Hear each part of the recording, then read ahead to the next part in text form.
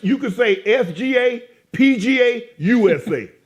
Lakers in 5. The Los Angeles Lakers have lost to the Minnesota Timberwolves in the first round, 4-1, something that I and a lot of other people were not expecting. Considering that, like, I don't know what percentage of the NBA's fans are Lakers fans, because Lakers fans are just freaking everywhere. It's probably a lot of people that are very disappointed right now. Because basically everybody picked the Lakers. I mean, Shannon Sharp went ridiculous, as you just saw, right? People were saying they were going to go to the conference finals. People were saying they were going to beat this Wolves team easy, move on to OKC like it was nothing, beat them, go to Western Conference Finals, do some, go to the finals because they got LeBron and Luka. So I think that everybody was basically blindsided by the bright lights.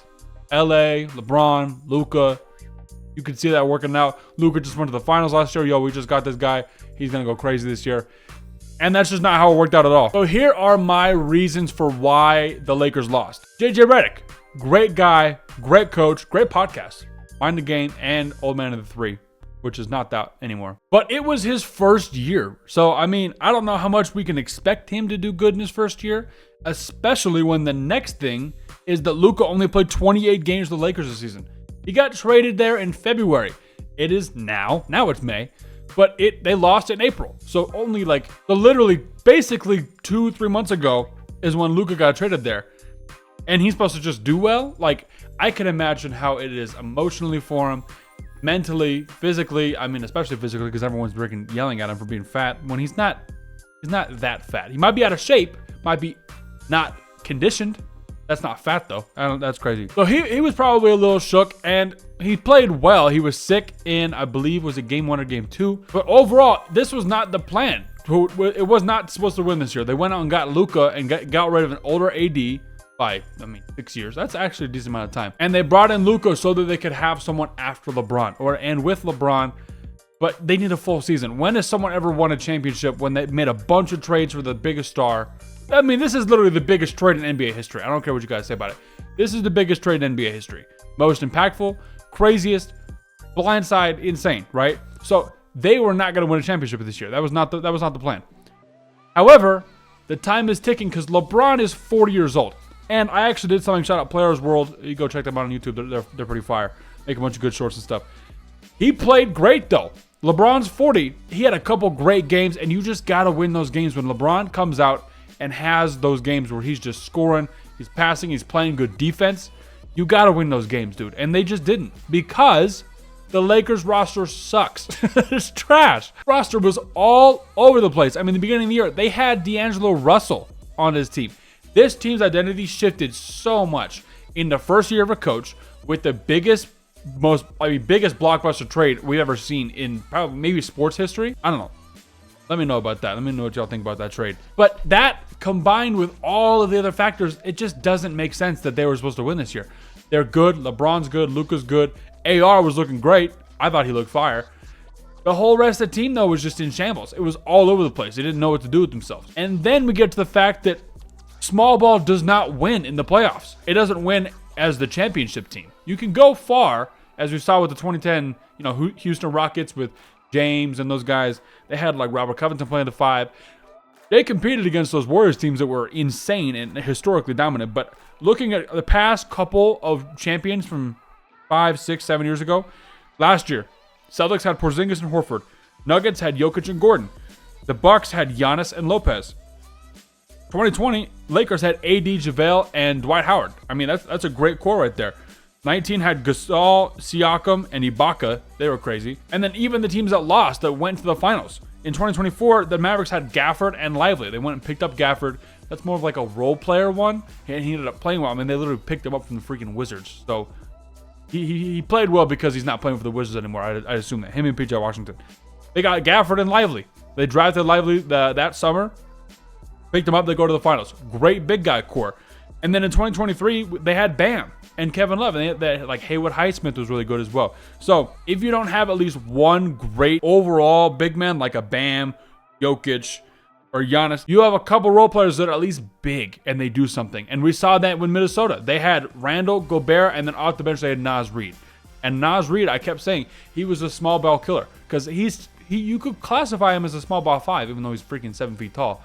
But he moves around great, rebounds great, he shoots the ball, he's stretch, big stretch 5, right?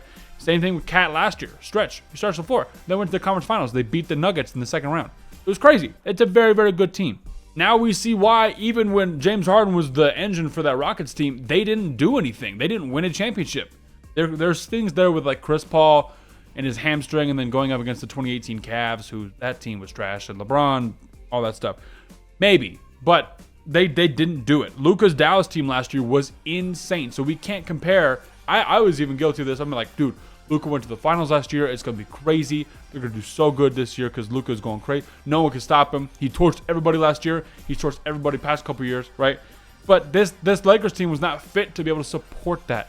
And that's why mini discussion, video for the summer. Ring culture is so dumb because this is where you need a team. The rest of the team sucked. I mean, Rui played well, but fundamentally, the structure of this team was not what it needed to be to win games in the playoffs. And I'm going to talk about the weaknesses of the team. There was no diversity on this team. Luka, LeBron, Jared Vanderbilt, Rui, and DFS they're all guys who were like 6'7" to 6'9". All wings. Luka's the only like point guard, maybe LeBron, point guard, whatever you got. You had 5 dudes who were basically the same build. From 6'7" to 6'9". They're all wings. Then you have Gabe Vincent off the bench who like, what did he do? Like, what was the point of that? I'd rather have D'Lo, honestly. Lakers fans, let me know what you think about that sentiment right there. They didn't get Mark Williams. Jackson Hayes was just kind of all alone as a big man. I mean, it was just kind of interesting. I think that this team needs to find an identity. So in the offseason, they need to go find a point guard, obviously get a big, but a backup point guard is going to be good because Gabe Vincent was cool, but you need someone a little bit more reliable to come in and do some stuff. I know Gabe Vincent had a great run with the Heat in 2023. That's when they picked him up, was after that, I believe. But another thing is, I don't know why they're not playing Dalton Connect. There's probably things behind the scenes. I mean, they try to trade him, so they obviously don't want him there from what I see. But he has an identity as a shooter, and he's a rookie. He came into the league as a sniper, and we've seen that multiple times where he's hit big threes, lots of threes.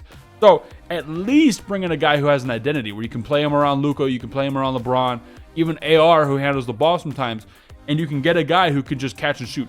And I know Rui shot well last couple of games. I mean, he was like 5 for 8 last night from 3, but I'm talking about a guy who has an identity. Rui is not a sniper. Rui is not that 3-and-D. He'll bang down to the post. He gets some rebounds. He's a good 4, right?